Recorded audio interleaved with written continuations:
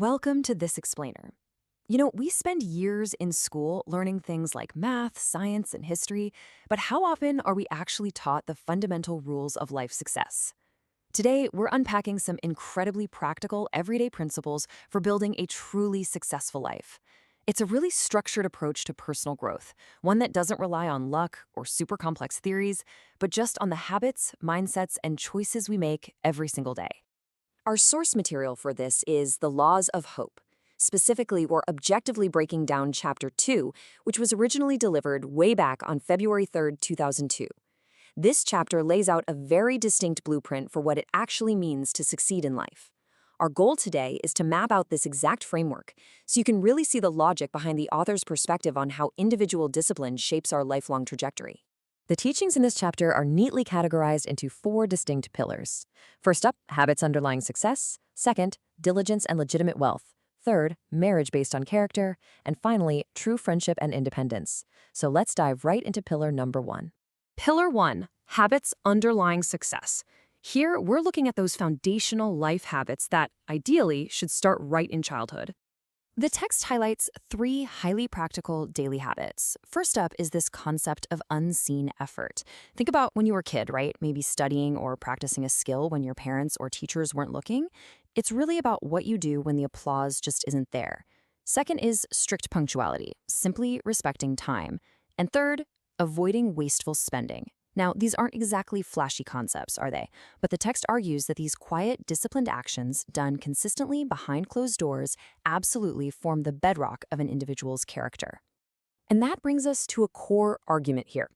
Basic lifestyle attitudes are the true capital for lifelong success. Now, we usually think of capital as, money in the bank, or maybe a fancy degree. But the author reframes this entirely.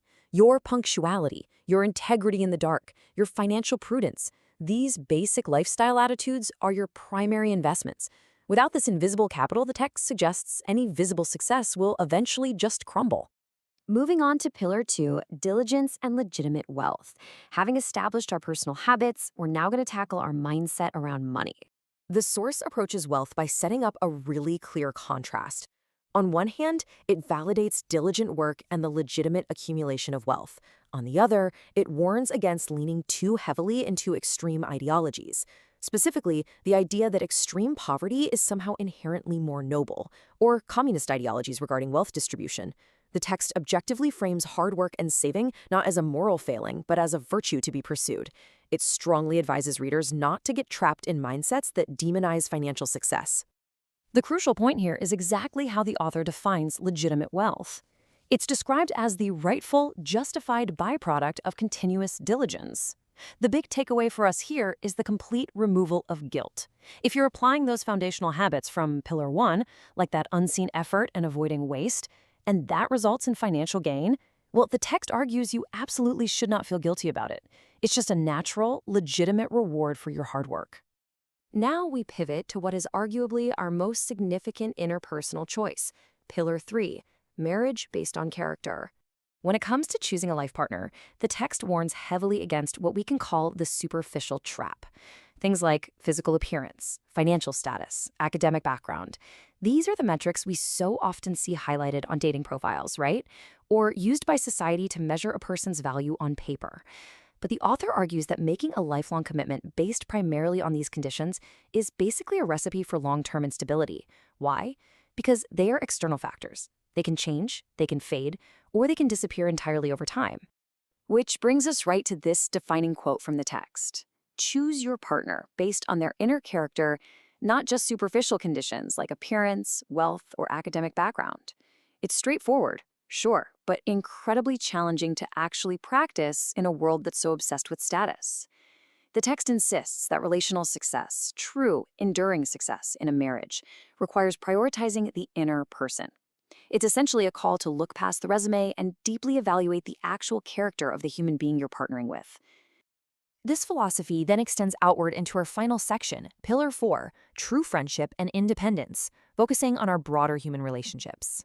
The author breaks down human relationships into toxic versus successful behaviors. On the toxic side, we have fault-finding. Constantly looking for flaws in others, which must be countered by deliberately avoiding it. Then, arrogance must be countered by humility. And codependence, where individuals lean way too heavily on each other, well, that should be replaced by independent self-improvement. All of this culminates in the text's definition of true friendship. It's described as a bond built on humility, independent self-improvement, and the complete absence of fault-finding. Think about how counterintuitive that third point actually is. We so often think of friendship as mutual reliance. But the author is suggesting that to have a truly successful friendship, both people must be fundamentally independent. You have to be working on yourself, humbly, rather than just relying on the other person to complete you, or constantly picking at their flaws to somehow elevate yourself. So, let's bring this all together. The blueprint for a successful life, as outlined in Chapter 2 of The Laws of Hope, rests on these four interconnected pillars. Daily habits form your invisible capital. Financial diligence allows you to build legitimate wealth without any guilt. Character in marriage ensures your closest partnership is actually built to last. And independent friendship creates a social circle based on mutual growth rather than toxic dependency. As you can see, they build on each other, moving outward from the private self directly into the public world. And that brings us to the most important part of this explainer, applying it to you. Which of the four pillars do you need to strengthen most in your life today? Is it putting in more of that unseen effort? Reframing your mindset around money? Focusing on inner character in your relationships? Or maybe cultivating independence in your friendships? Take a moment to really reflect on that, because true success, according to this framework, isn't just about knowing these laws. It's about actually living them.